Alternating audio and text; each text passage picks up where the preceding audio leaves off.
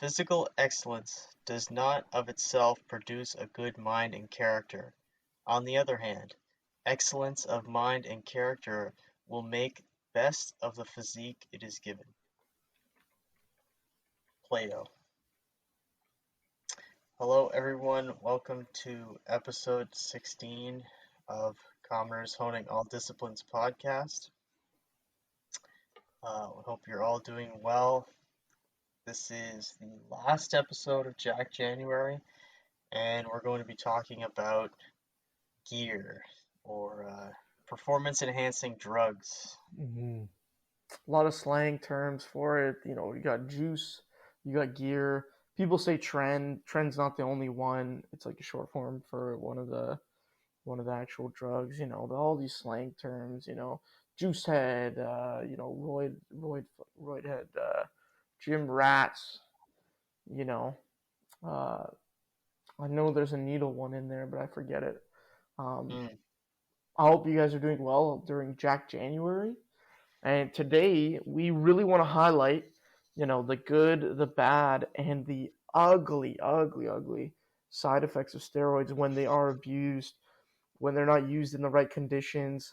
You got teenagers on TikTok taking SARMs, taking tests, at 15, 16, not realizing what it's going to do to them, and not having it even close to a fully developed brain to comprehend the consequences. And this stemming from a psychological need to be bigger, to be better, when that doesn't even exist, shouldn't even exist at that age, to be honest. So, we're really going to break down a lot of the, bad things that can happen to people. And we're not going to tell you not to use it. We'll tell you to use it responsibly, and we'll explain potentially when you should use it and a good criteria for that. And I personally, we're not going to go into any specifics either about cycles or anything. I don't have any knowledge of that. I'm not a steroid user. I've never taken steroids. The worst thing I've probably done is creatine. Like that's the worst thing I've done. So I'm not a steroid user. I'm natty till I die. No matter how much of a Gaines goblin I look like, no matter how much of a DL I look like, I kind of want to live to like 80. I kind of want to live to 80. So I'm probably never gonna take steroids. Until I'm at an age where I say, okay, my testosterone's depleting, and we'll get into that later when adults begin to take TRT or testosterone replacement therapy. And obviously, being adults, it's a bit of a different decision. So, let's get into what are some of the good things about steroids. What are some of these good, awesome things about steroids that happen at every age? Okay. This is from Winchester Hospital, by the way. Oh, you want to take this section? Yeah, go ahead. Yeah, so essentially, a big breakdown of steroids is the ability to promote muscle growth, increase lean body mass, which is contractile tissue, aka muscle, right? That's what, when they say lean body mass, they mean muscle. They mean almost pure muscle, and decrease body fat that entices teenagers to take anabolic steroids. Those striving to improve their strength, speed, and stamina often see steroids as a quick way to lift heavier weights and look bigger. So obviously with this, they're so tempting as a young kid to use steroids. It's so tempting at any age, honestly, to use steroids when you've been lifting and you haven't seen gains for a while. And, the problem with steroids is they're so damn effective for most people. That's the real problem. Is that's what people get addicted to, is they're so effective in their results. So, essentially, what can you do here to remember that steroids are good, but there's a negative side to this too. There's a lot more negatives, I would say. So faster gains, exponential gains, like it's not going to stop. Well, you won't plateau as quickly, right? Yeah, you're not going to, that's what I mean, you won't plateau as you would naturally, and eat whatever you want and still grow.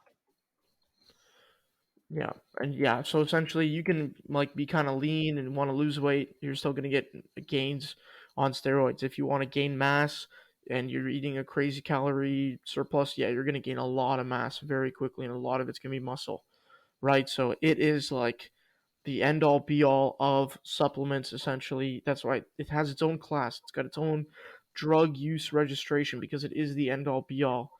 I'll say steroids, PEDs, whatever you want to call them. But and there's multiple different types. Don't think I'm talking about just one, but the combination of multiple different types, which is usually referred to as stacking. People would say they're stacking. You'll hear people say they're stacking supplements. That's different than stacking specific types of anabolic steroids and potentially even diuretics, which we know also cause a lot of problems. And again, this will be introduced later as well. So that's the good, right? It seems short. And it is short. Trust me, it is very short. It's short-lived, which we'll also explain. So let's start getting into the bad. All right, so yeah, I'm gonna list off some side effects here. Obviously, you can get addicted to it because it's a drug, like any other drug. You can get addicted. You get addicted to watching your size grow. A lot of dudes have body dysmorphia. Gym kind of bros get body dysmorphia, and then the only way to satisfy themselves is to actually be getting bigger all the time. Yeah, it's called, I think the honest scientific and medical term is actually bigorexia. I'm not even joking. It's literally I've called heard that. bigorexia. Silly name, but it's one of the most honestly incurable things, and we'll also get into that later in terms of the psychology behind the type of people who do steroids not properly, right? Not the people who are using properly and they go off it when they need to. That's a healthy way to use it. We're talking about steroid abusers here. This is what we don't want you guys to turn into ever. Yeah, definitely. So another side effect I'll list: serious cystic acne, significant sudden increases in body weight, headaches, dizziness, severe leg and abdominal cramping, and premature hair loss. Come on, man. You're a young guy. You don't want to be losing your hair before you need to. That's not good. That's not good, man. It's not necessary. Yeah, especially if you already have a genetic, like Predisposition. your dad already has I think it's actually maternal. Yeah, it's your mother's father usually. But both grandparents can be looked at, and if they're both bald, you're going to be bald. So this actually may not turn you off. It'll accelerate your hair loss, but it may not turn you off. So just take that into account. If you have a nice full head of hair, this will probably turn you off, especially when you're a young guy, like 15, 16, 17, 18, 19 range. Yeah, that's why I wouldn't do it. Can't lose the hair. Only the hair. It's only for the hair that I don't do it. Exactly. Of course, only the hair. The entire body is affected by steroid use. Health risks involving the cardiovascular system include cholesterol modifications, heart disease, anaphylactic shock, high blood pressure, septic shock, and even death. Yeah.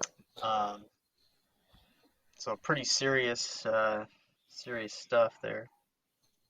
Yeah, I don't know how much worse it can get than like septic shock. That's like severe infections and like your organs leaking and stuff. Like that is a gross and painful way to potentially die.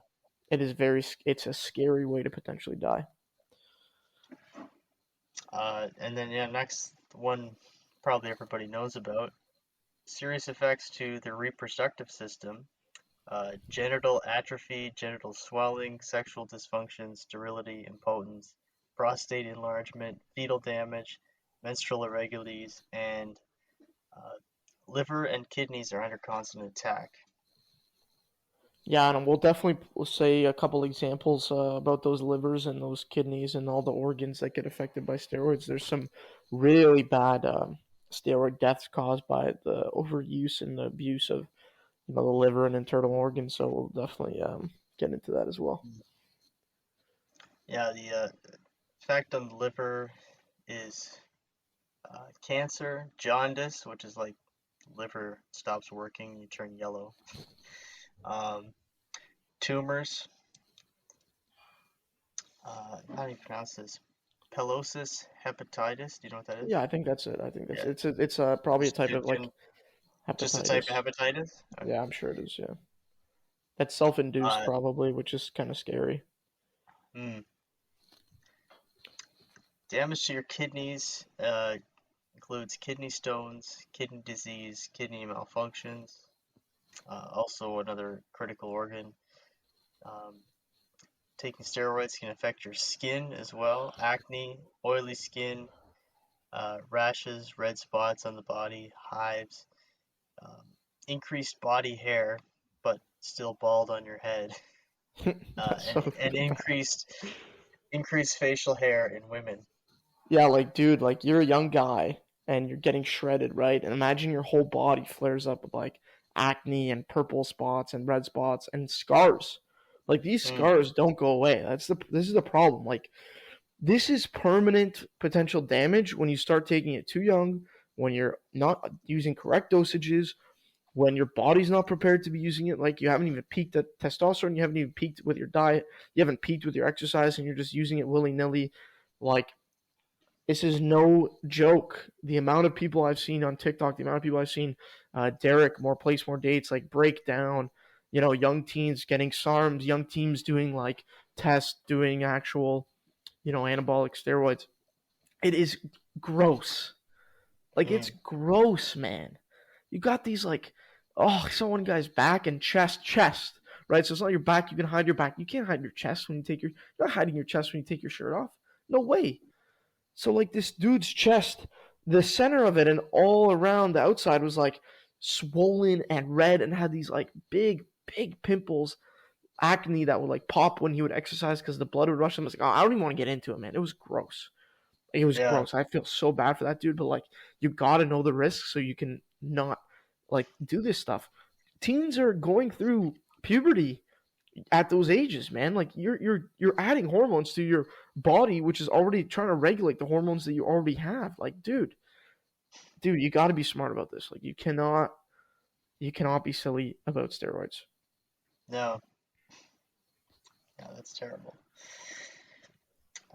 Other side effects include edema, bone pain, nausea, chills, diarrhea, insomnia, deepening of the voice, and changes in bowel and urinary habits. Yeah. This is from Bodybuilding Magazine.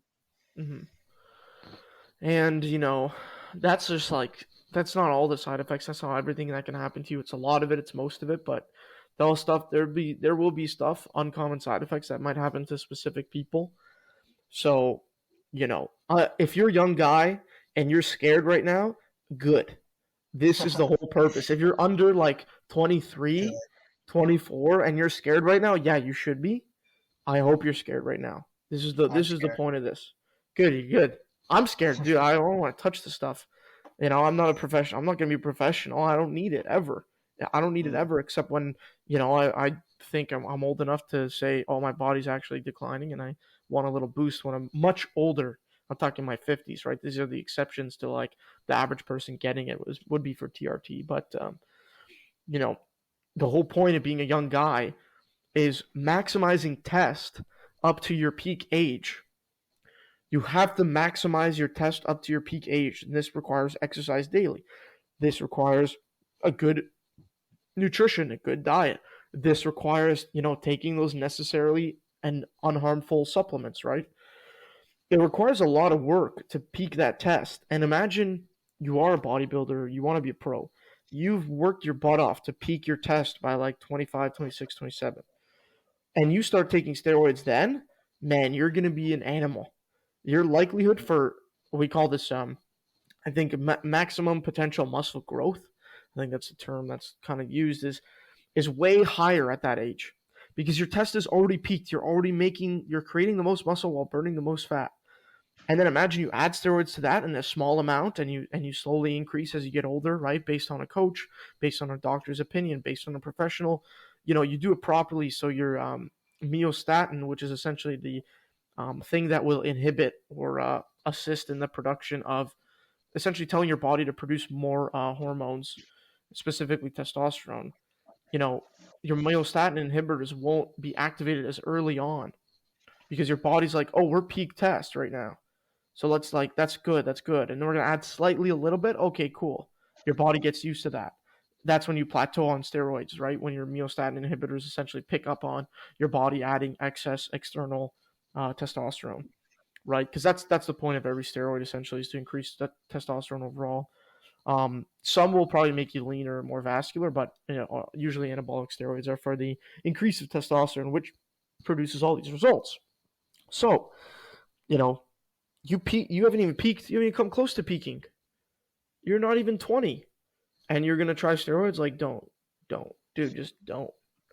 Your chances are you're gonna regret it, and we're gonna get into it later. Like, it gets worse. Like, you think this is bad now? Like, we have some worse stats for you, especially for teens who take steroids. So let's from here, let's get into the ugly.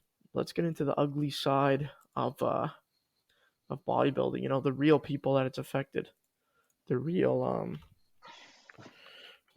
human beings that it's affected. Yeah. So I'm just gonna read the give a couple examples of some actual dudes who have been affected by this. Yeah, to start, Ronnie Coleman, famous bodybuilder. I think he's a great bodybuilder, to be honest. Me too. But I think he's one of the best, one of the best of all time. Yeah, at this point, his body is basically destroyed. I think his spine is basically it's like fused. One bone. Yeah, it's all fused together. This dude got like that solid spine. It's like, imagine in Mortal Kombat, like the dude rips out your spine. It's just like one piece. Like, that's what it's like. That's what his spine is like. I'm pretty sure all his discs are fused. I'm pretty sure, or most of them. It's crazy. It is crazy if you see this guy right now. He is suffering, man. He's a trooper, but he is suffering, man. You see him try to move around. He's just like, you can tell he just can't even. He can't move his neck. He can't sit properly. No. But yeah, he obviously used a lot of roids as well. That back injury is probably from when he lifted like 800 pounds squat, but yeah, it's nothing but a peanut. Yep. Poor guy, though. Yeah, I definitely feel bad for the guy. And I don't think they knew the risks at that time as much either. And if they did, probably not. If they did, he's a trooper for being able to say, I knew the risks and I was willing to do it because I love this sport and I would die for this sport. But there are definitely parts of life that can be worse than death, for sure. Yeah, definitely. And then another example, Trevor Smith, excessive heart strain from steroid use and being just so massive. So this guy was at his peak 400 pounds and 6'1" or 2". So he was huge, like huge. And essentially he way overdid it with the size. He way overdid it with the roids, way overdid it with the exercise probably too. And just essentially killed himself with that excessive heart strain, that massive, your heart's not supposed to be that big. Like, his heart was probably touching his ribs at that point, right? So, guys like that, that's got to be one of the worst things. And then we have Andreas Munzer. So Andreas Munzer, he was obsessed with being absolutely shredded. He was so obsessed with being shredded. He wanted like zero body fat. He literally wanted no body fat. He wanted striations in every muscle. He wanted to be massive. He wanted it all. And I would say he's one of the most tragic incidences of bodybuilders that this has happened to. So Andreas Munzer essentially died of organ failure. And what happened was he was on so much diuretics that his organ, that he literally just didn't have enough hydration probably to keep them lubricated to even stay inside his body and function properly. So they probably ripped apart, right? And this is the type of septic damage that'll happen when your organs rip apart like that on the inside. He was sent to the hospital after feeling abdominal pain, and essentially the doctors, probably cut him open and essentially said, "Yeah, we can't even fix this guy.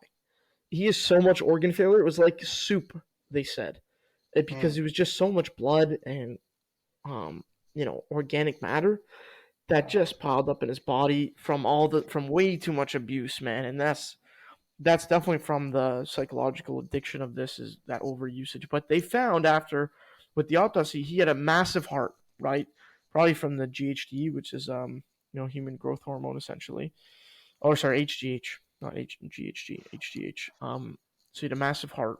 His liver was covered in tumors, and doctors described it as a messy, styrofoam sprawled object, like just totally destroyed essentially. And Wow. I think he actually essentially started bleeding out of his stomach because his skin was so tight it ripped apart as well. Like, this is a bad, bad one. Dehydration is a huge thing. You got to be making sure you drink enough water. And imagine you're on diuretics and you're on all these steroids and your body's failing and you're still like probably working out or posing. Like, these dudes are dedicated, but they will die for the sport, which is very, it's unfortunate. Now we have some people who had bigorexia, but maybe didn't want to go the same road as bodybuilders. They wanted to do a little bit more cheating, I would say. So these are our synthol kings.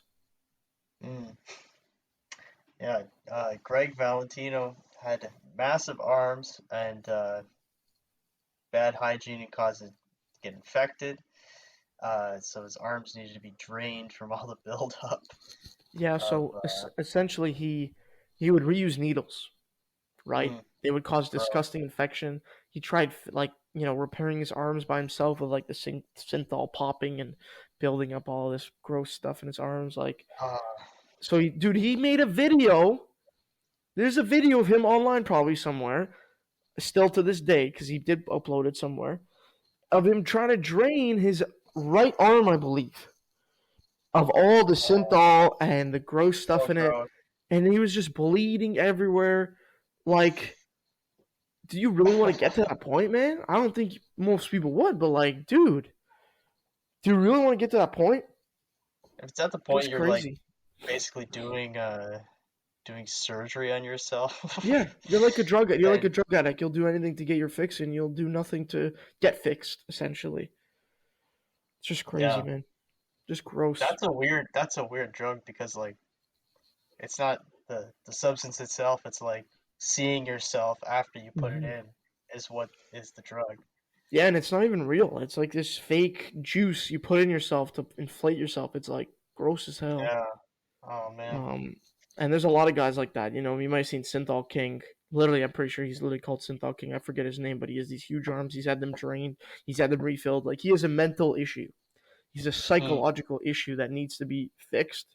I don't know what doctor supplies him. I don't think he lives in like, I don't think he lives in a most regulated country, let's say. I don't think he does. So he can probably get that Synthol whenever he wants. And he's had all these issues. You've probably seen him before if you're on any sort of bodybuilding videos or forums or TikToks. Like, guy's got gross arms. And that's pretty much it for the ugly. And next we have the bodybuilders who have actually died from steroid abuse and steroid-related issues. So I think you can list these ones off, and rest in peace to every one of these guys. They were all very dedicated bodybuilders, but unfortunately passed way, way too soon. Yeah, rest in peace. We have, and apologies if I mispronounce any names, Edward Kawak, Daniel Sarah Sekarici, Carlos Rodriguez, Nasser El Satanabe, Sonny Schmidt, Frank Hillebrand, Ray Menzer, Mike Menzer, Mohammed Benazia, Eric Fromm, Vince Comerford, Greg Kovacs, Beato Abaspor, Rich Piana, Mike Margarazzo, Dallas McRaver, Dan Puckett, Art Atwood. Honorable mentions Kimbo Slice and Aziz Shaverson. Yeah, rest in peace to all our wonderful bodybuilders who were taken way too soon. Wish we had more Arnolds around, and these guys would have definitely been those beauties we would have looked up to nowadays. But unfortunately, they all passed. I think relatively within the last 20 years, most of these guys passed away. Ziz is super popular online in young bodybuilding communities. He doesn't want you to die of heart disease. He doesn't want you to die of No, taking bruh. too much drugs in a hot tub in Thailand. Unfortunately, that's what happens, man. You want to enjoy your life, and you did Hmm. something that was not good, and you exacerbated a problem you probably already had, and you can't enjoy your life anymore because you die. Good luck enjoying your life when you're dead, or you're in pain, or you can't walk. Right? These are very unfortunate circumstances that do happen to people, and they will not stop happening if people continue to abuse these types of drugs. And Kimbo Slice, I believe, died of an enlarged heart or severe heart problems, probably very likely brought on by steroids as well, which he did test Hmm. positive for. Um, you know, no one wants to see you go like that, man. Like when Rich Piana passed away, everyone was like, "Dude, it was a huge hit." If you watched Rich Piana, the Hmm. 5% type guys, like he had the music, he had everything going for him. He was one of the funniest ones, probably, arguably. He was a real character, man. And it's like, imagine we could have seen him 10 years from now doing live stuff. Same with the Ziz, right? We're all going to make it. Let's see him in his 30s. Let's see him in his 40s. But, you know, they're gone way, way too soon. And we don't want our young guys, our young bodybuilders who we love to go like they did. We don't, because I love all these bodybuilding TikTok kids, like trying their best, working out. Like they look phenomenal, like 17, 18, 19. Hopefully most of them are natty, but they're really dialed in, man. I'd love if they want to become professional. I hope they get the right advice and do what they need to do to achieve that. Well said. Yeah. Very well said. So now we should discuss the psychological condition, the psychological side of it, how it becomes an addiction. These guys just never feel like they're big enough, which is, as you mentioned, an actual term called bigorexia. Mm-hmm. And even if you speak to therapists and professionals who deal with eating related disorders, or let's say body dysmorphia related disorders, um, bigorexia is one of those ones where it's very, very difficult, if not maybe impossible to fix, Hmm. because it's so deeply ingrained, I think, in these men that do this, and some women as well, that they just can't stop. It's not that they won't stop. No, they cannot stop. They will go till they drop, and it's just like, how do you start? How do you start like that? It's probably down a bad path, right? Where you had a bad something bad happen to you, and maybe you use bodybuilding as your outlet, and you say, "Oh, I need to get as big as possible for whatever reason," and it just didn't. It Yeah. doesn't end well. It just doesn't seem like it ends well for any of these people that we mentioned, and there's how many people probably that are not on the list, not professionals, that this has happened to that we don't even know about. Probably countless, man. And I know statistically, like, I think about 10 to 15% of young teenagers are trying to look at steroids or body enhancing substances at such an early age that it's just like they are not going to last, man. They're not going to last very long, and we don't want you guys being statistics. We don't want you to end Unfortunately. up as a statistic. So, you know, the reality is now we have to talk about who should use PEDs, who should use steroids, right? And I know some people say, "Oh, there is no age." I believe there is age. I believe there is a riper age, right? There is an age where you can, fight off the side effects, and you're probably a bit calmer, and you're more dialed in, and you're more committed, right? So let's get into that. So who, our first type of person, right, is who's our first type of person who should potentially use PEDs? Professionals. Um, yeah, people who have highest potential. So Mm-hmm. professional athletes who are willing to take the risk, or even just like, yeah, like a normal, like a, you don't have to be a full-on professional, but if you're serious, and you know what the risks are, and you can weigh that with the rewards and make your decision. Yeah. Yeah, that's definitely a good first, I guess, principle of who should take them. As well, secondly, is people who are old enough to completely understand the risks and still make that decision, right? And this goes hand in hand with this. Like, by the time you're 23 is a little young, again, because you haven't peaked testosterone likely, but, by the time you're 23, 24, 25, 26, you're on the way to peaking your testosterone, your male age. So, you know, around that age and you've been training for so long, you're dialed in nutritionally. You're dialed in with your exercise. You're dialed in with your sleep. You have a good balance where you can live a normal, like relatively normal life, or the life you enjoy, and still go to the gym and still keep it up every single day, every damn day. And you could be you may need to be a bit older. You may need to be 25. Very Mm, likely, you may need to be 25, 26, even 27. But very likely, if you've been working out for 5 to 10 years, maybe to 15 years potentially. If you're 15 or 14, you start working out it and you want to start using steroids at 28, 29, 30, you've been doing it for a long time. yeah, Chances you've, are you've kind you're of old enough to make that you've decision. You're old shown enough. that you're willing to put in the work. It's a consistent habit. So it's not like you're just gonna stop.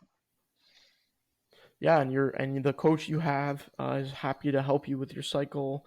They're a professional. They've been with people who have experience. They do doctor tests. They make sure your heart doesn't have problems. They make sure your organs don't have problems before going into it. They make sure you are trying to peak that testosterone before getting into it, so you get that plateau a lot later in life, right? And you're cycling properly. You know, after that time that you put in, after that dedication, after that real work that you've put in for years, years of nutritional efforts and coaching efforts and professionals who have studied you and said, okay, you are as safe as possible to take these types of substances. You know, I think that's when you can finally say, okay, I am the type of person who should use this, right? And, if you're outside of that loop and you want to use this type of stuff, I don't condone it. I personally don't condone it. I don't even condone it at a professional level, to be honest with you, right? But at the same time, people are going to do what they want. So let's hope that they do what they want with the safest possible measures so they have the greatest longevity and they can continue to, you know, astound us on stage for years to come, right? And hopefully retire and live a nice retirement as well off of these substances, or adjusted, where they're not killing themselves and we can actually enjoy them into their late age as we enjoy ourselves, right? That's what I really hope people take into consideration if they're going to start using this type of stuff. Mm. And make sure you Yeah, get that blood definitely. work done, that physical done, you know, get everything in order, get all your ducks in a row. Sorry. Yeah, there's definitely a smart way to go about it versus a stupid way to go about it, and a way in which you're not going to harm yourself as bad as you might.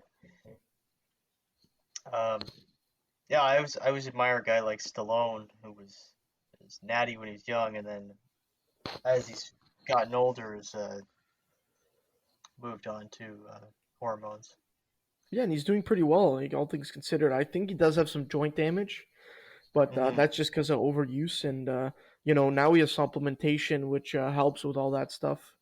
You can do Yeah. collagen supplementation, and your ice baths, and you can do which help with joint health and your immune system, and you can do your infrared saunas, and there's all these things that can help you stay with your longevity going into your old age after years of bodybuilding, and hopefully you keep that diet up and you're doing it in a smart way that you can live out to like Stallone, or to like Schwarzenegger, who is really looking pretty decent right now, although I don't agree with him on everything in terms of his politics, let's just say. But, you Mm. know, at the very minimum, he was like the father of bodybuilding for a lot of people, right? And I actually believe last year, who was it that passed away? One of his best friends, Franco Colombo.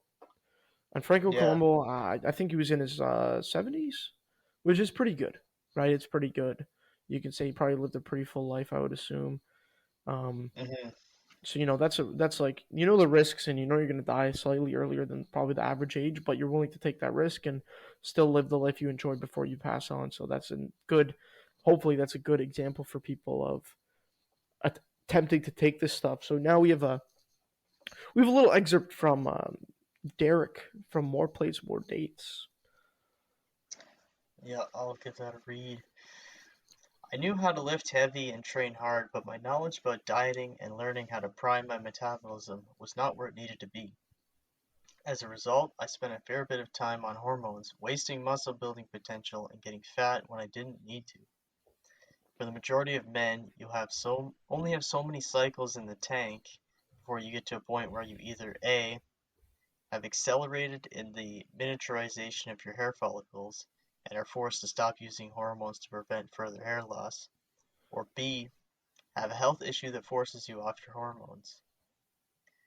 This is why it's so incredibly crucial to fully understand how to diet, train, and how to milk the most of out of intelligent doses as possible. So, as he's saying, basically you can only take steroids so many times before it gets out of hand and it's not healthy anymore, right? And like you said, you'll lose your hair or you'll have another health issue uh, that could be catastrophic, as we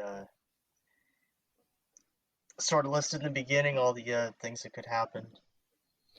Yeah, and then this guy, this man Derek, he has a lot of experience with steroids. He's done a lot of research firsthand, secondhand. Talked to real users, talked to real coaches, looks at the studies. So he is a trusted source. I would say he's one of the most trusted source right now on YouTube and the internet in general for steroid and bodybuilding information in general.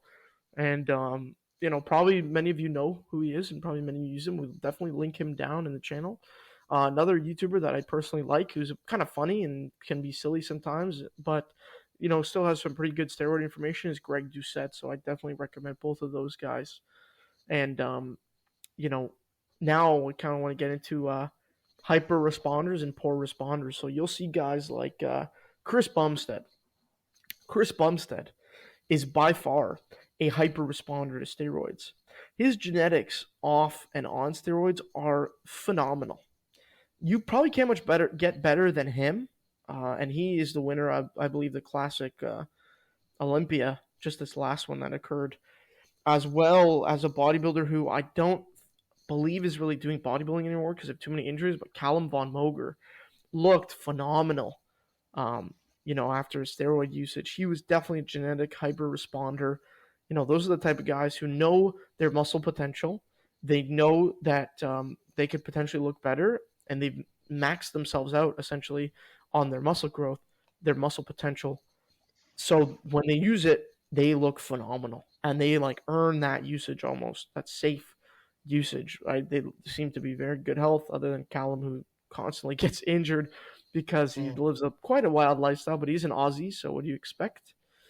And then there's poor responders, right? There's people who do steroids and they don't look good, and their muscles kind of spread apart weird, and they got weird insertion. And that's why you have to know your potential before you start using. You'll see bodybuilders with Steinerism, which is essentially that gap they get in their chest, as well as that bubble gut, right, from that over usage of steroids and not doing enough conditioning in that area.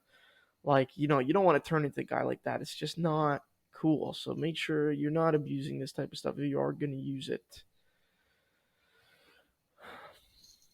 Yeah, it's interesting. It's not like people might not consider that. They'll think, oh, I'll just take this and then really fast I'll look great. But it's still, a lot of it depends on your genetics. Mm-hmm. It was Ronnie Coleman, when he was on Joe Rogan, said, yeah, I was on, they were talking about steroid use. He goes, yeah, so what? I was on steroids. So was everybody else. I still have the best genetics, right? Mm-hmm. Yeah, the hard work doesn't go away. The dieting doesn't go away. If anything, it gets more dialed in when you're on steroids because your body changes. You actually have to change almost your routine based on the steroids that you take. And, you might even change the type of exercises you do. Ray and Mike Menser were famous with I think one other bodybuilder, I forget his name, who created the Nautilus machine essentially, and their type of exercise was called HIIT, which is high intensity training, and Mm-hmm. essentially they would train to failure like once a week in one muscle group, like every other week, right? So they were probably steroid genetic hyperresponders who were able to do this type of exercise and maximize its potential because they look phenomenal, but they both died in their early 50s. So you got to take that into account, right? Like, you're a genetic hyperresponder, you may have been abusing it, and it may cause you a very early death, a very unfortunate early death. So, you got to be cognizant of what's going on before you put that stuff in your body. Anything like that, especially for our young guys on SARMs, I really recommend, just getting off that stuff as much as possible because this next quote is actually it's not a little shocking. It's very shocking, and it's going to predict your future, essentially. So if you'd like to read that for us. Yeah. A very serious issue is the fact that teens who use steroids for 2 to 3 months face dying in their 30s and 40s. Taking steroids is very tough on teens uh, physiologically. Many teen steroid users have what is called Roid Mania. This includes wild aggression and delusions. Yeah, and I've heard so much about the Roid Mania, how crazy it makes you crazy essentially, especially when you're a young guy and your brain again is developing, your body's developing, and now you're starting to overproduce hormones, and it can make you think like the world's out to get you, like you become schizo. Like you heard of guys like their girlfriend would look at someone and be like, "Are you cheating on me?" Like they'll go nuts. They'll break stuff randomly. They'll spaz out in Yeah. the gym. They'll spaz out outside. Like it's a very real psychological condition. It may even add to their addiction, right? Because they may feel so powerful and so untouchable that they'll just keep doing it, keep doing the roids, and never stop, and keep having that horrible attitude that may cause them to die in their early 30s and 40s, and it probably will, right? Yeah. It's just very scary, right? If you're a kid who's on steroids right now, if you're a young guy, get off it right now. Get off it as soon as possible. Wait. Try to rebuild your metabolism, rebuild your testosterone, do your blood work, fix yourself now. And in another 5 to 10 years, give it another go if you really, really want to, right? Because Mm-hmm. probably what's going to happen to you very likely. So for those of you who's made massive mistakes already, for those of you who's probably taken steroids for 2 months to a year, and you're 15 to maybe 20, you know, your life expectancy is dramatically decreased. So the best thing you can probably do, if you want to maximize your life expectancy and you still have the goal of being a bodybuilder, is take that time off, see what you can do to repair what you have, and then start back up again later, right? Hopefully you can be patient. Hopefully you're not a victim of bigorexia. Hopefully you're not a victim of all these psychological disorders that come with or exacerbate the problem of insane bodybuilding and crazy bodybuilding. I really hope that's none of you guys, but if you're listening, really take into account this stuff. And you can get pissed off at me. That's fine. I don't care. Like, people don't like it when people tell them not to do certain things. Yeah. That's why I'm not telling you not to do it. If you're gonna do it, just try to do it as safely as possible. I'm not doing specific dosages, right? I'm not qualified to do that, but I am qualified to say, when is a person able to make a good decision? Most people are able to figure out what that is, right? Especially if you've been working out for a long time and you're a bit older, right? You're in your early 20s now, and okay, I know what this does to people. I know what it can do, and I'm not opposed to people doing it because they are going to do what they want. But I really, really hope and pray and will make a whole episode on it in order for Mm. them to kind of wise up and not do stupid bullshit. So, Because we want these young bodybuilders around for into their 50s and longer. I want my kids to be able to look up to you guys, man. That's the reality. I want my kids, I want your own kids to be able to look up to you. And if you're an abuser of a substance, man, it's going to be very tough. It's going to be Mm-hmm. very tough for your kids to look up to you. You might not even be able to have kids. Who knows with the, genital swelling and problems that has. So really consider this stuff. If you're less than 18, really consider it. If you're less than 25, really consider it. And around that age, around 25, you can probably say, okay, I've done it long enough. I can talk to a professional. I can talk to a coach, and I can get into it and not feel too bad about it, and know that I can do it safely and not be stupid and do your research. And it's a decision you can't undo, and it's that simple. Yeah, that's a good way to put it. Permanent effects. So obviously, when you're old enough, know the consequences. And I think that's a good place to wrap it, man. Yeah, thank you guys for listening, and I hope you make good decisions. That's it. That's all I can help you. Just make good decisions. I second that. No man has the right to be an amateur in the matter of physical training. It is a shame for a man to grow old without seeing the beauty and strength of which his body is capable. Socrates.